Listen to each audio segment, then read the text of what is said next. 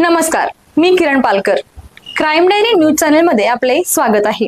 पाहूयात आजच्या ताज्या बातम्या. कोल्हापूर शहरातील राजारामपुरी परिसरात 19 वर्षीय विवाहितेच्या मृत्यू प्रकरणी पती, सासू सासरे आणि नणंद यांच्या चौघांविरुद्ध गुन्हा दाखल करण्यात आला आहे. विवाहितेच्या आईच्या फिर्यादीनंतर या प्रकरणाने शहरात खळबळ उडाली आहे. मृत अस्मिता प्रतिमसिंह काटकर यांच्या आई सांगतात, अजित सरदेसाई यांना दिलेल्या फिर्यादीनुसार जानेवारी 2025 पासून अस्मिताच्या सासरकडच्या मंडळीकडून कथितपणे मानसिक आणि शारीरिक छळ केला जात होता. फिर्यादीत नमूद केल्याप्रमाणे लग्नात डान्स केला नाही या कारणावरून टोमणे मारले जात होते. तसेच माहेराहून 5 तोळे सोने आणि 5 लाख रुपये आणण्याची मागणी करण्यात आली. फिर्यादीच्या म्हणण्यानुसार एकूण 5,07,421 रुपये रोख आणि ऑनलाईन व्यवहारातून देण्यात आले, तरीही छळ सुरूच राहिला. मुलगी झाल्यानंतरही मानसिक त्रास देण्याचा आरोप असून या कथित छळाला कंटाळून अस्मिताने राहत्या घरी गळफास घेतला. उपचारापूर्वीच त्याचा मृत्यू झाला. या प्रकरणी प्रतीकसिंह वीरेंद्रसिंह काटकर, मनीषा वीरेंद्रसिंह काटकर, वीरेंद्रसिंह विलासराय काटकर आणि ऋतुजा वीरेंद्रसिंह काटकर यांच्या विरुद्ध भारतीय न्याय संहितेच्या विविध कलमांवर गुन्हा दाखल करण्यात आला आहे.